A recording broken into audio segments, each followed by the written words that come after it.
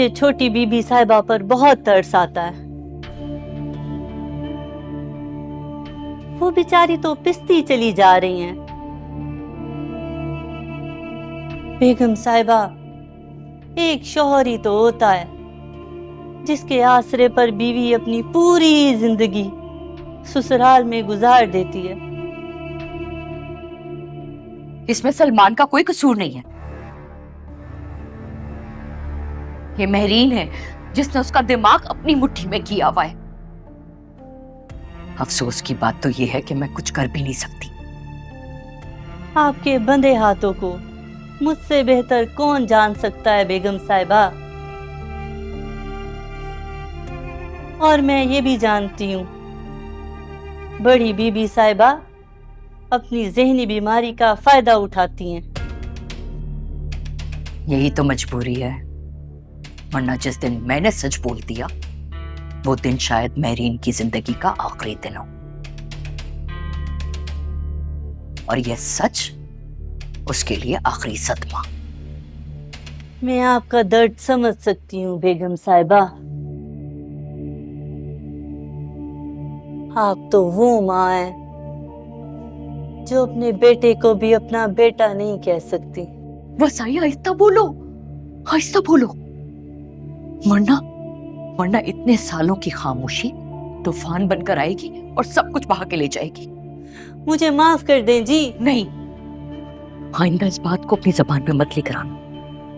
मैं आइंदा एहतियात करूंगी। लेकिन बेगम साहिबा, अगर बड़ी बीबी साहिबा की अपनी बेटी लापता ना होती। फिर वही बात, वसाई ये सारे राज एक दूसरे से जुड़े हुए हैं। एक सिरा उधड़ेगा तो सारे धागे अलग अलग हो जाएंगे। नहीं जी, मैं तो इसलिए कह रही थी कि अगर बड़ी बीबी साहिबा की अपनी बेटी होती तो उन्हें बेटियों के दर्द का अंदाजा होता। महरीन से किसी अच्छाई की तवक्को करना सबसे बड़ी बेवकूफी है हमारी। ठीक कह रही हैं जी आप। चलो, तुम्हारे सारे काम हो गए तो जाओ, देखो उरूज कहाँ है, उसे भेजो मेरे पास। जी बेगम साहिबा।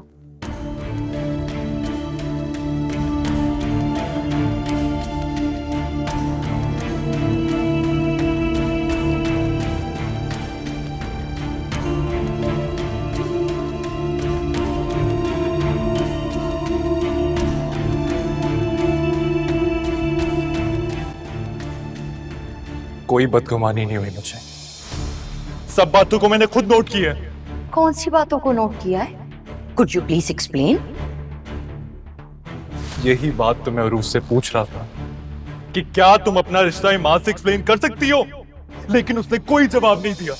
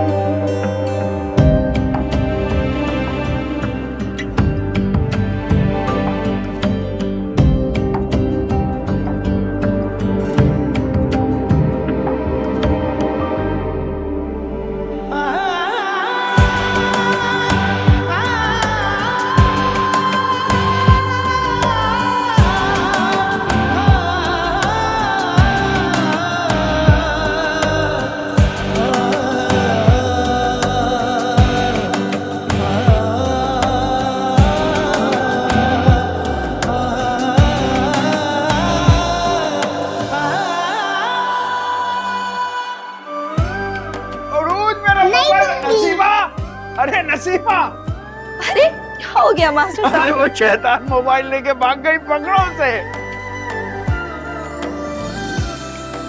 उरुज, उरुज, कहाँ भाई?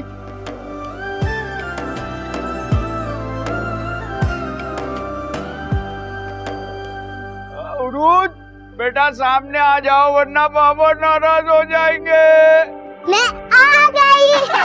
पकड़ो उरुज को, पकड़ो लड़की को, पकड़ो पकड़ो पकड़ो उरुज को, बाबा को मोबाइल वापस पकड़ो पकड़ो पकड़ो पकड़ो पकड़ो। शैतान पकड़ नहीं, पकड़ो इसे लड़की को।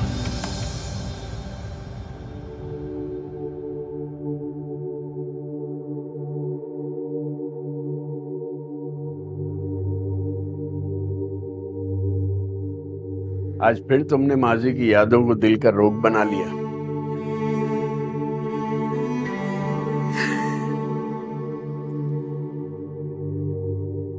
आप मेरी बात समझते क्यों नहीं है? अच्छा समझाओ। उरूज महरीन की वजह से वहाँ खुश नहीं है मास्टर साहब। ससुराल में तो किस्मत वालियां ही खुश होती हैं, और किसी लड़की के माँ बाप को इस परेशानी से कभी कुछ हासिल नहीं हुआ। तो क्या हम अपनी बेटी को उसके हाल पर छोड़ दें? उरूज पढ़ी लिखी है, समझदार है, वो मामलात को हैंडल करना जानती है।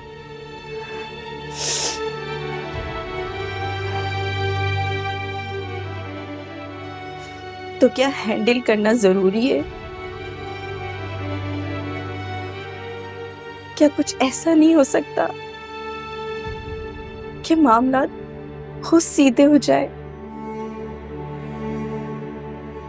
सुलझाने की जरूरत ना पड़े? देखो, जहां उलझाव पैदा करने वाले लोग होंगे वहां सुलझाने की कोशिश तो करनी पड़ेगी ना। और सीधे रास्ते पे चलने वालों के सामने मुश्किलात तो आती हैं। आप जानते हैं मैं क्या सोचती हूँ? उरूज को कुदरत ने हमें यूं ही सरेरा तोहफा दिया था। तो ये बात तुम मुझे क्यों बता रही हो? इसलिए बता रही हूँ कि हमें कुदरत की दी हुई नेमतों का शुक्रिया अदा करना चाहिए, उसकी हिफाजत करनी चाहिए।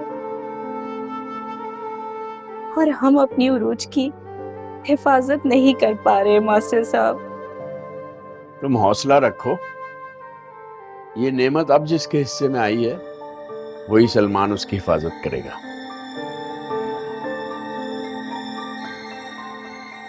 तुम ऐसा करो, कोई मुनासिब सा वक्त देखकर फोन कर लेना, उरूज से बात करके तुम्हारी तसल्ली हो जाएगी।